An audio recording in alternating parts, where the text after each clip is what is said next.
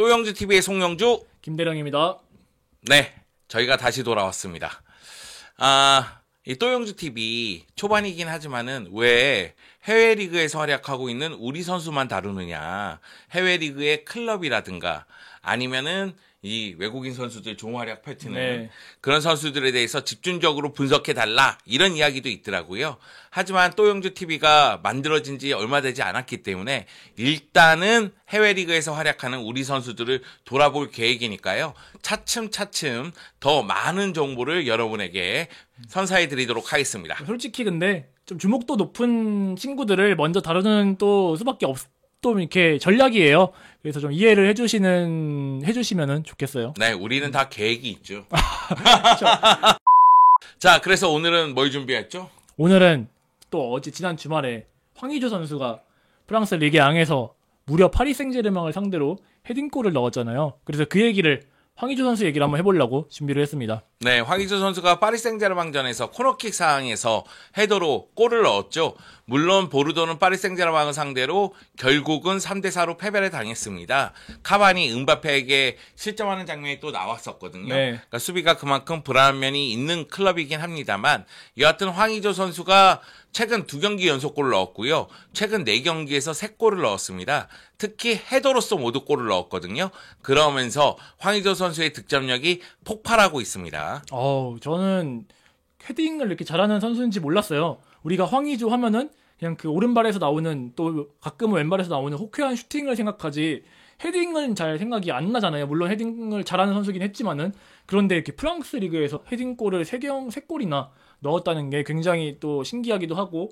저는 지금은 방송인으로 활약을 하지만은 예전에 뭐 한국의 환타지 스타 하면은 안정환 선수 얘기가 나오잖아요. 근데 안정환 선수가 페루자에 갔을 때 처음에는 안정환 선수가 기술적으로 자신감이 있었기 때문에 헤더를 거의 하지 않았어요. 그런데 페루자에서 헤더로서 골을 넣기 시작했거든요. 그래서 이탈리아 사람들은 안정환 선수에 대해서 헤더를 잘하는 공격수 이렇게 기억을 하더라고요. 헤더로 먹기도 하고. 네, 그런 모습이 있었는데 황의조도 마찬가지가 아닐까라는 생각이 듭니다. 그러니까 황의조 선수가 올 시즌 활약을 봤을 때는 올 시즌 공식 경기 24경기에서 6골 2개의 도움을 기록했습니다.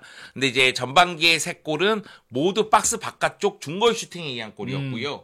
그리고 후반기의 3골은 헤더에 의한 골이었습니다. 그러니까 전반기 3골 넣었을 때도 박스 바깥쪽에서 특유의 킥력을 발휘하면서 골을 넣었는데, 후반기 들어서 헤더에 눈을 뜨면서 최근 무서운 득점력을 보여주고 있죠. 근데 이제 골을 요즘 4경기 3골이면은 엄청난 득점력이잖아요. 그래서 이게 경기를 안 보는 팬들은 황의조가 요즘은 스트라이크로 나오나 보다 생각을 하는 팬분들도 많은데, 경기를 보면은 왼쪽 윙어로 나오고 있어요. 네, 그렇습니다. 파울로 소우자 감독이 올 시즌에 3-4-2-1 또는 4-2-3-1 포메이션을 가동하고 있는데요. 황의조 선수가 시즌 초반에 최전방 스트라이커로 3경기 정도 나오긴 했어요.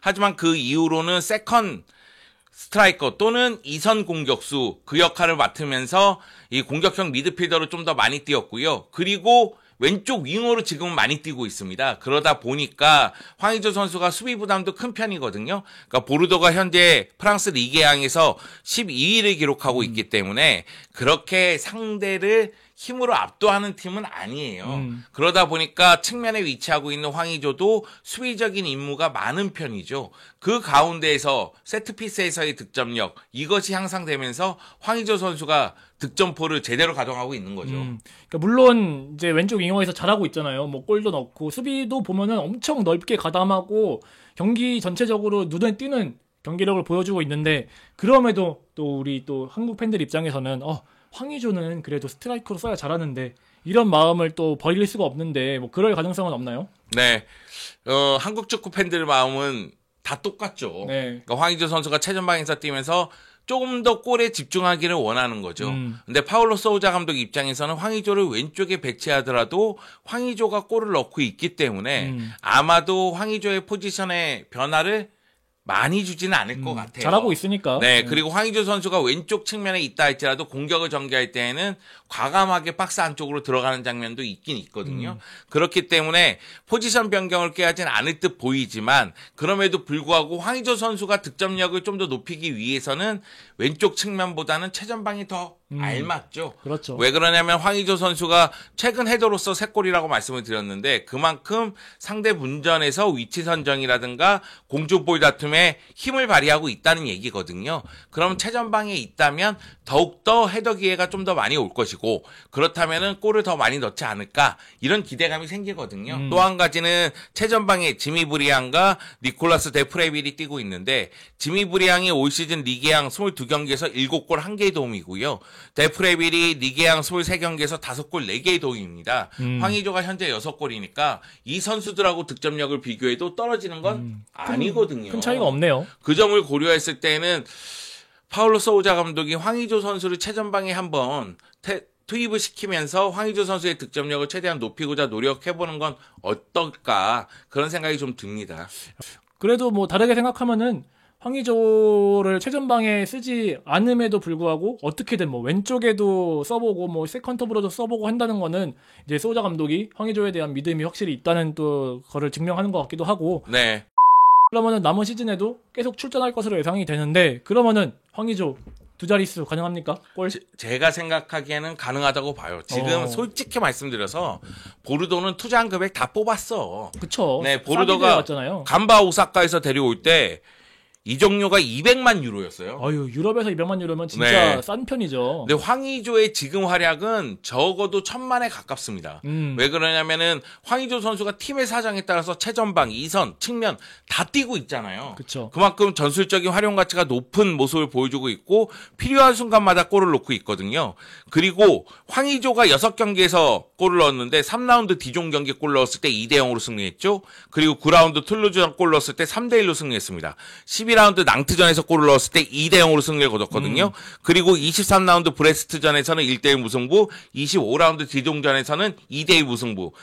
황의조가 골을 넣고 패배한 경기는 지난 경기밖에 없어요. 파리 생제르맹전. 근데 감안해줘야죠. 상대가 파리 생제르맹이잖아요. 네이마르, 음바페, 카바니 이런 선수들이잖아요. 이거는 인정을 좀 해줘야죠. 그리고 황의조 선수가 26라운드까지 6골을 넣었는데 전반기에는 중거리 슈팅에 의한 골이 3골, 후반기에는 헤더에 의한 골이 3골인데 세트피스 상황에서는 황의조 선수를 이용한 공격이 계속 나올 것 같아요. 그러면은 남은 경기들의 수를 생각했을 때는 황의조 선수가 더욱더 많은 골을 넣을 가능성이 있지 않을까. 그런 점을 고려했을 때는 올 시즌 프랑스 리그양 데뷔 시즌이긴 하지만 2자릿수 골에 성공하지 않을까란 기대감이 점점 더 높아지고 있습니다. 야, 데뷔 시즌에 2자릿수면은 진짜 엄청난 데뷔 시즌이진 거잖아요. 네.